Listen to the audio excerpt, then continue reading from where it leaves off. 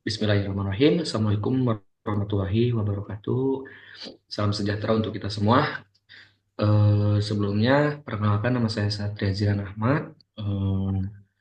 Eh, aduh, ya dari di sini ada teman-teman atau rekan-rekan saya gitu.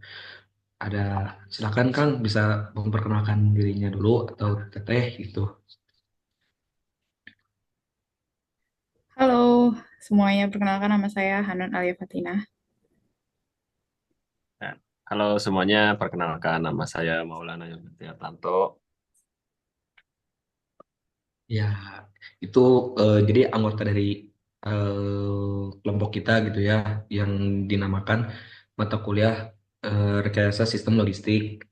Jadi sini ada pendahuluannya untuk menyediakan produk yang murah dan berkualitas dan cepat, tidak hanya dengan melakukan perbaikan lingkungan internal perusahaan saja. Dibutuhkan penting peran serta supplier perusahaan, transportasi, dan jaringan distributor. Kesadaran dalam produksi yang murah, cepat, dan berkualitas ini melahirkan konsep baru yaitu Supply Chain Management atau bisa disingkat SCM. Next, supply chain atau bisa kita sebut rantai pasok adalah jaringan yang saling menghubungkan berbagai organisasi atau perusahaan yang terlibat dalam proses menciptakan produk atau jasa, mulai dari bahan baku hingga sampai ke tangan konsumen. Ini mencakup semua aktivitas yang terlibat, mulai dari perencanaan, pengadaan, produksi, distribusi, hingga pengiriman.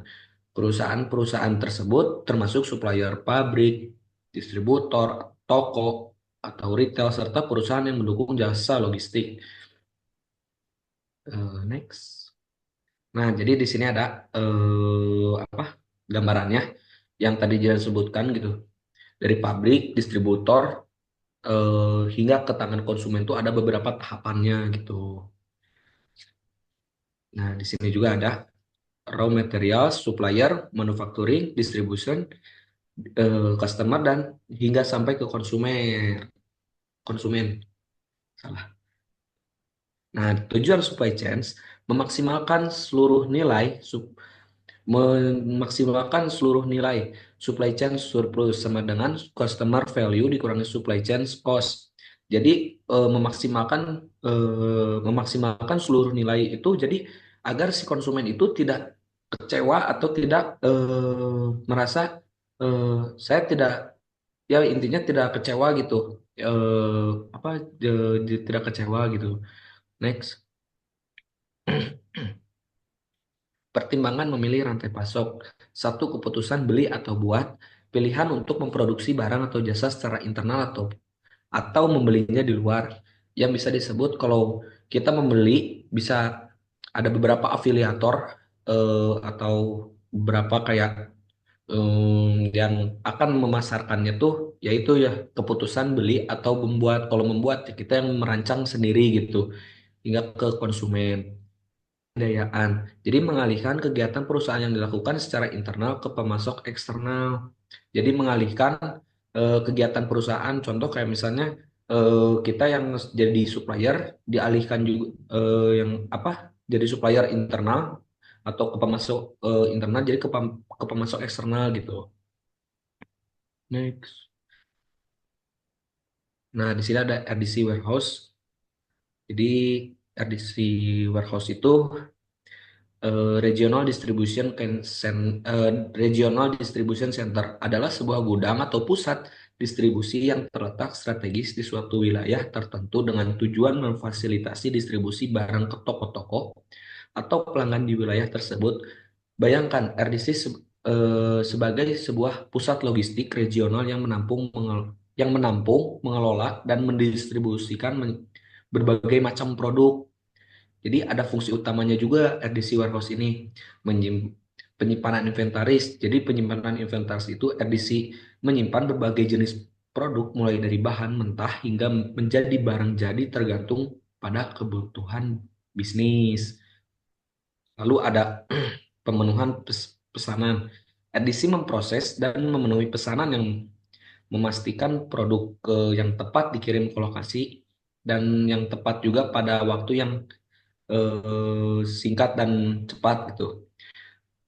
Perakitan dan pengemasan produk. Dalam beberapa kasus RDC juga merakit atau mengemas produk sebelum dikirim. Lalu ada transportasi dan logistik. RDC berkoordinasi dengan berbagai perusahaan transportasi untuk mengirim barang ke tujuan akhir dengan mengoptimalkan rute dan meminimalkan biaya. Nah, di sini ada CDC Warehouse. CDC Warehouse atau bisa disebut bahasa Indonesianya itu pusat distribusi barang adalah sebuah fasilitas atau gudang yang besar dirancang untuk menyimpan, mengelola, mendistribusikan barang dalam jumlah besar ke berbagai lokasi. CDC biasanya memiliki lokasi strategis seperti dekat dengan pusat transportasi atau jalur distribusi utama agar proses pengiriman barang bisa lebih efisien gitu terhadap konsumen gitu. Fungsi utama CDC Warehouse menyimpan menyimpan barang. CDC menyimpan berbagai jenis barang mulai dari bahan mentah hingga produk jadi tergantung pada jenis bisnis yang akan dilakukannya gitu. Lalu ada pengelolaan inventaris. Pengelolaan inventaris, CDC menggunakan sistem manajemen inventaris yang canggih untuk melacak jumlah barang yang masuk dan keluar gudang serta memastikan ketersediaannya barang gitu. Lalu ada pemrosesan pesanan. Ketika ada pesanan masuk, CDC akan memproses pesanan tersebut dengan cepat dan akurat, kemudian menyiapkan barang untuk dikirim. Terus di situ ada tahapannya lagi pengiriman barang. Pengiriman barang CDC berkoordinasi dengan berbagai perusahaan transportasi untuk mengirim barang ke tujuan akhir, baik itu toko, distributor, atau langsung ke konsumen. Itu. Next. Oke, untuk next-nya itu ada push and pull logistik. Jadi push and pull logistik adalah manajemen rantai pasokan yang melibatkan perencanaan produksi berdasarkan proyeksi permintaan masa depan atau push dan respon langsung terhadap permintaan pasar atau pull. Ini gambarannya. Jadi push itu biasa kita dengar sebagai Material Requirement Planning atau MTS, Make to Stock, yang mana usage-nya bisa kita antisipasi, jadi akan ada demand-nya bisa kita perhitungkan. Lalu high inventories karena produksi dilakukan di awal, maka akan muncul banyak inventories dan mengurangi resiko untuk product shortage karena inventory yang banyak dan tetapi akan ada potensial untuk loss banyaknya pembuangan di sistem push. Dan untuk sistem pull kita biasa dengar dengan just in time atau MTO, make to order. Kita biasa kalau misalkan pull produksi akan dimulai berdasarkan dengan actual consumption. That's why the inventories-nya akan low, maka akan mengurangi juga resiko untuk pengurangan atau kadaluarsa barang dalam inventory. Tetapi akan muncul resiko shortage, product shortage ketika demand-nya tiba-tiba naik. Ini adalah keunggulan dan kelemahan dari push and pull system. Untuk push system, kelebihannya adalah increase flexibility, yaitu karena jadwal produksi itu bisa diprediksi, maka ketika permintaan pasar meningkat, maka produksi juga akan meningkat. Lalu ada more time for planning and problem solving, karena lebih banyak waktu untuk merencanakan pemecahan masalah. Lalu ada faster fulfillment, karena menyediakan inventory dalam jumlah banyak, maka dapat memenuhi permintaan customer dengan cepat. Tetapi kelemahannya adalah risk of inventory overstock. Karena inventory yang banyak, maka akan ada risiko overstock dan terbuang. Difficulty predicting demand, karena demand tidak mesti 100% sesuai, maka akan ada kesulitan untuk memprediksinya. Lalu ada di higher cost and investment, karena produksi semua dimulai di awal dan semua material juga beli di awal, maka akan membutuhkan investment dan cost yang sangat besar di awal. Sedangkan untuk pull system, keuntungannya adalah increase efisiensi, peningkatan efisiensi karena material hanya akan ditarik ketika produksi sangat membutuhkannya. Jadi benar-benar mengarahkan material tuh ke hasil yang paling efektif dan efisien. Lalu mengurangi inventory level dan lower cost, lalu meningkatkan quality. Meningkatkan quality karena eh, material yang digunakan itu hanya ketika produksi membutuhkannya, maka akan lebih sedikit cacat yang muncul, maka akan menghasilkan produk berkualitas yang lebih tinggi. Lalu risk of stock outs atau resiko product shortage karena tiba-tiba demand-nya fluktuatif. Lalu yang terakhir, kelemahannya adalah increase complexity, peningkatan kompleksitas karena memproduksi barang tepat saat customer membutuhkannya itu akan membuat produsen dalam posisi yang sulit karena tidak bisa memenuhi permintaan customer. Setelah itu, nah ini penggambarannya dari push and pull marketing strategy. Lalu inventory management. Inventory management merupakan proses pengelolaan dan pengawasan stok barang dalam sebuah bisnis. Apa aja sih yang termasuk inventory? Yang termasuk inventory itu ada raw material, finished good, MRO goods atau maintenance repair goods untuk memperbaiki barang atau mesin. Terus ada merchandise, transit inventory termasuk seperti inventory yang masih dalam perjalanan. Anticipation inventory adalah inventory untuk mencegah terjadinya shortage dan consumables. Oh, selanjutnya, manfaat dari inventory management.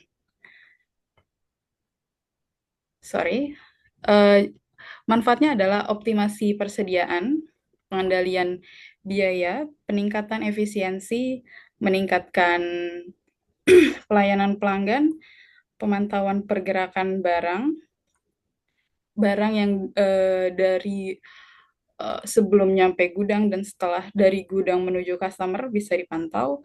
Lalu perencanaan produksi yang lebih baik karena kita mengetahui jumlah inventory kita, maka kita akan bisa merencanakan produksi lebih baik. Pengurangan resiko kehilangan pencurian karena semua stok sudah ada recordnya. Lalu 8, analisis data yang lebih baik. Ini untuk memberikan informasi kepada perusahaan menggunakan data ini untuk merencanakan strategi ke depan seperti mengidentifikasi tren dan membuat keputusan yang lebih baik. Oke, selanjutnya ada distribusi. Strategi distribusi ada 3, yaitu distribusi langsung. Ini seperti dari produsen langsung ke end user tanpa perantara apapun. Lalu yang strategi kedua ada distribusi eksklusif. Ini seperti memberikan hak distribusi suatu produk pada satu atau dua distributor pada suatu daerah. Ini contohnya kayak showroom, factory outlet, atau penjual telepon seluler. Dan yang ketiga adalah cross-docking distribution.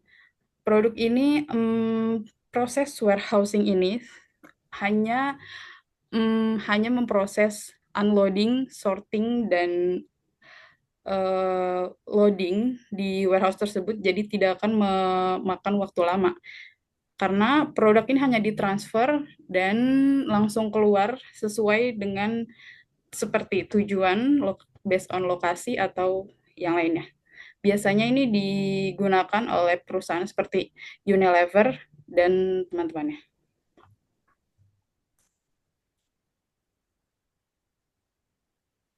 Next, freight transportation. Freight transportation. Di sini Jidan bakal ngejelasin freight transportation. Mulai. Nah, definisinya sebenarnya freight transportation sama forwarding itu hampir sama gitu, ada tapi ada perbedaannya juga gitu. Tapi hampir sama juga. Sebenarnya Ada definisinya sebenarnya sebelum ada definisi khusus yang tepat secara internasional mengenai pengertian freight forwarding. Freight forwarding, namun secara umum definisi freight forwarding adalah perusahaan jasa pengangkutan transportasi, pengurusan dokumen yang mengatasnamakan shipper atau konsigni untuk mengirimkan barang dari satu atau beberapa tempat menuju satu beberapa tempat lainnya, dan eh, atau dan perusahaan yang melakukan pekerjaan di atas disebut dengan freight forwarder. Itu. Next. Bekerja atas dasar perintah dari, ya, jadi satu, bekerja atas dasar perintah dari mereka yang menginginkan agar kargonya dikirim ke tempat lain. Dua, mengirimkan kargo tersebut forwarder tidak harus memiliki sarana pengangkut operator. Tiga, bertindak sebagai perantara atau pengirim, pengangkut, dan penerima barang. Dari keterangan di atas, seorang freight forwarder itu harus memiliki berbagai disiplin ilmu yang dapat mendukung pelaksanaan pekerjaan pengiriman barang menjadi tanggung jawabnya. Mengapa demikian? Karena freight forwarder sebagai pengirim harus mengetahui bagaimana kargo dikirim dengan berbagai eh, menggunakan berbagai moda transportasi atau pengepakan atau bisa disebut packing, pergudangan, bongkar muat, rute, waktu, waktu yang ditempuh, interkoneksi, apabila menggunakan multimoda transport, biaya, resiko dan lain-lain. Dengan pengetahuan forwarder yang demikian forwarder juga disebut sebagai arsitek pengangkutan. Kelebihan forwarder dibanding dengan perusahaan pengangkut seperti perusahaan pelayaran atau shipping company, perusahaan penerbangan airline company, perusahaan kereta api railway company adalah forwarder dapat menggunakan semua moda transportasi yang dibutuhkan untuk mengirim kargonya ke tujuan. Karena fungsi inilah forwarder bisa dikatakan sebagai pengangkut. Begitu. Jadi ada contoh freight transportation di NB Schenker. Dia itu dari kalau nggak salah dari Jerman dia tuh. Eh, jadi bagaimanakah sejarah berdirinya? Sejak Desember 2007, DB D, DB Schenker telah menjadi anak perusahaan logistik pengiriman barang dari Desbehen. DBS mendapat menggabungkan semua kegiatan transportasi dan logistik dari Desbehen atau kereta DB Scanker dan logistik DB Scanker yang memperkerjakan lebih dari 94 94.600 staf yang tersebar di sekitar 2.000 lokasi sekitar 140 negara. Susah namanya dia. Bagaimana pelayanannya?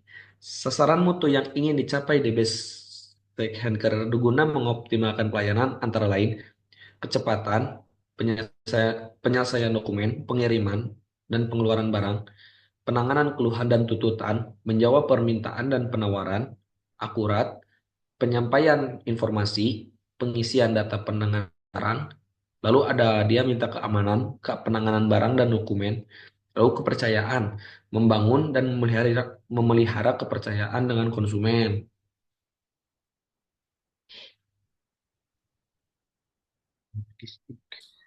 Next-nya ada logistic managerial issues. Ini adalah isu yang biasa ditemukan di uh, perusahaan logistik, yaitu cara untuk mengurangi modal dan mengurangi biaya. Untuk mengurangi modal, biasa digunakan cara untuk memilih public warehouse dibanding memiliki warehouse milik pribadi, ataupun bisa dapat menggunakan forwarder umum dibanding memiliki kendaraan pribadi. Lalu untuk pengurangan biaya dalam aktivitas transportasi, kita bisa konsolidasi barang untuk mencapai kapasitas optimal dan penggabungan rute. Hal ini sudah common untuk diterapkan di dalam hal distribusi untuk selalu konsolidasi barang sesuai dengan kapasitas dari kendaraan tersebut.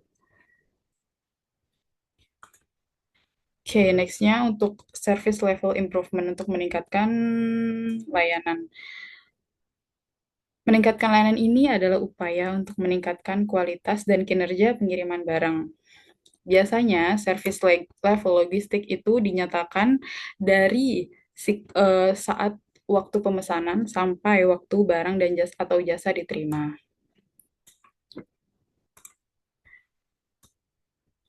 Untuk meningkatkan service level tadi, ada yang namanya cost versus level of service relationship. Karena ini umumnya karena tingkat layanan akan sebanding dengan biaya yang lebih tinggi. Karena faktor yang mempengaruhi adalah transportasi. Jika mau cepat, maka angkutan udara akan lebih mahal daripada angkutan laut. Positifnya, angkutan udara lebih cepat, angkutan laut lebih lama.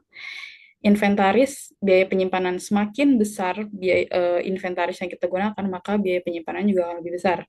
Gudang, lokasi yang strategis. Jika kita membutuhkan lokasi yang strategis, kita akan meminimalisasi biaya distribusi, tetapi biaya gudangnya akan menjadi lebih tinggi. Lalu ada sales versus service dalam logistik. Ini hubungan simbiosis karena semakin bagus service yang kita kasih, maka salesnya juga akan bagus karena sales itu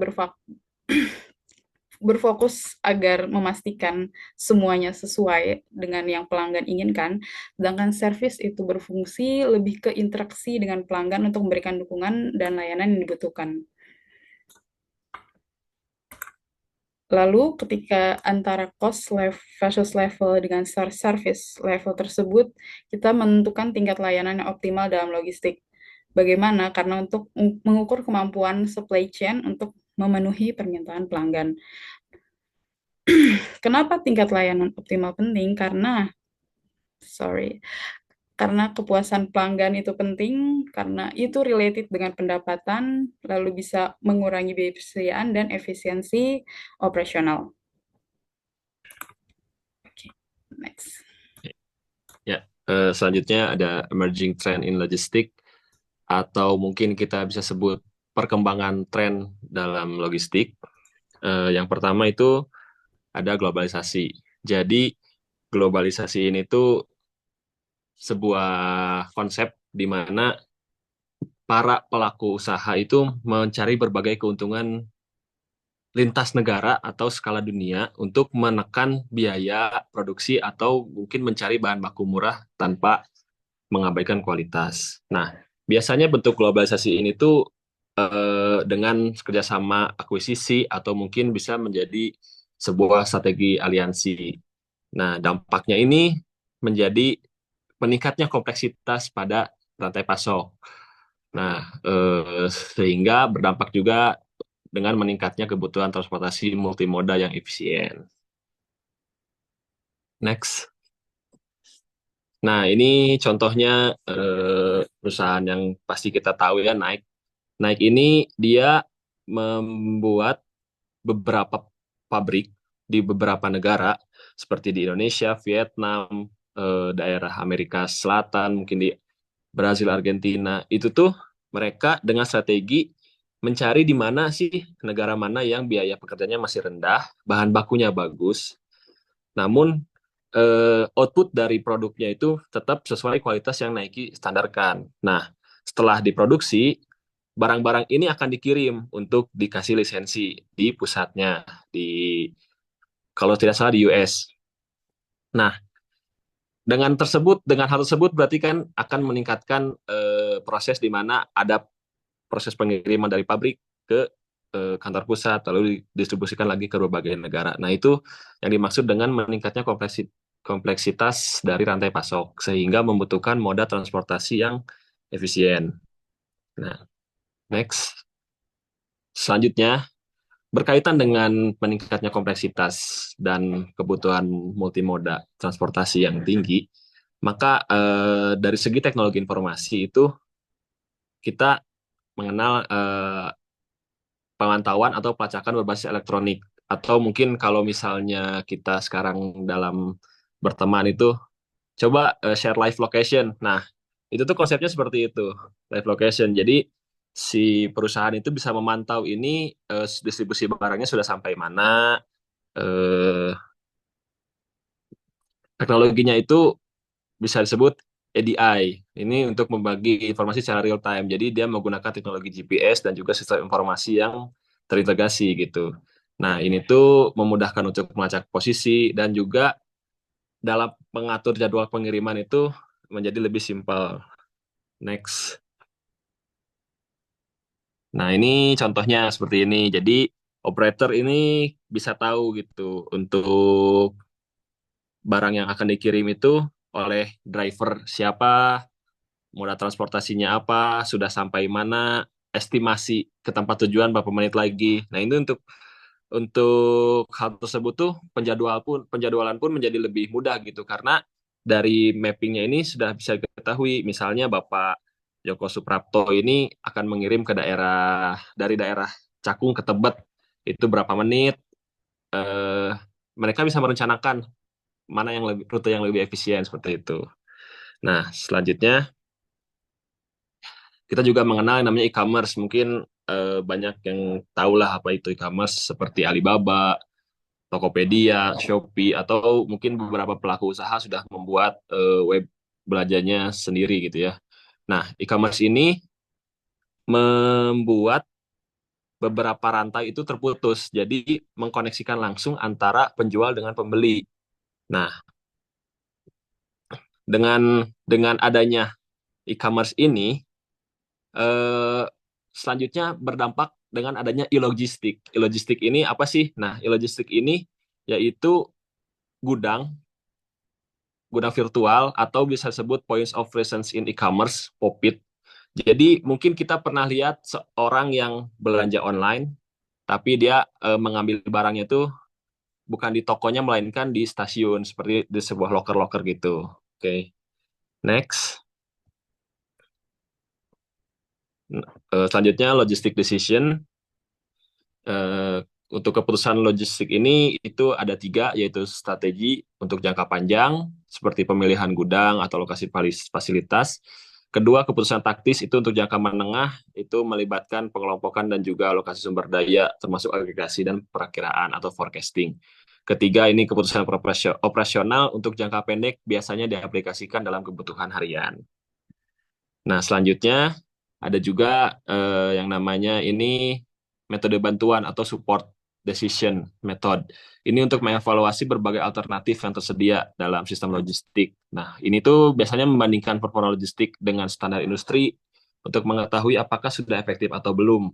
Juga menggunakan data yang menghasilkan konfigurasi sistem yang optimal dengan tujuan tertentu. Hal ini bertujuan untuk menurunkan biaya atau meningkatkan kecepatan layanan. Nah, selanjutnya ada juga alat kuantitatif, itu bisa menggunakan linear programming untuk mengoptimalkan sumber daya yang ada, bisa menggunakan simulasi, yaitu membuat model lalu menguji alternatif tanpa mengganggu operasional nyata. Yang ketiga itu bisa menggunakan data analisis, jadi menggunakan data-data lampau untuk mengidentifikasi pola-pola demand atau untuk merencanakan inventaris atau persediaan. Nah, selanjutnya, izinkan saya menyimpulkan, jadi logistik ini merupakan faktor kunci untuk memastikan aliran barang dan informasi yang efisien di setiap tahapan rantai pasok yang tadi dijelaskan di awal. Nah, manajemen logistik juga bertujuan untuk menyeimbangkan pengurangan biaya, tapi tingkat layanannya tidak dikurangi gitu. Tetap memperhatikan tingkat layanan yang penting untuk mencapai kepuasan pelanggan. Selanjutnya, teknologi seperti EDI, GPS, dan GIS ini mempercepat proses logistik dan meningkatkan transparansi serta akurasi informasi dalam supply chain. Selanjutnya, globalisasi dan e-commerce juga mendorong kebutuhan untuk adaptasi yang cepat terhadap permintaan pasar secara global dan juga manajemen return atau pengembalian produk. Lalu keputusan yang baik melibatkan strategi jangka panjang, jangka taktis atau menengah, dan juga respon cepat terhadap kebutuhan operasional harian. Juga ada analisa kuantitatif, simulasi, optimasi untuk membantu pengambilan keputusan logistik yang lebih efektif, memaksimalkan profitabilitas, dan juga efisiensi operasional. Oke, mungkin itu yang bisa kami sampaikan. Kalau misalnya ada pertanyaan atau diskusi, boleh di-subscribe dulu YouTube-nya, nanti kita diskusi di kolom komentar. Ya, Terima Pak. kasih. Oke guys.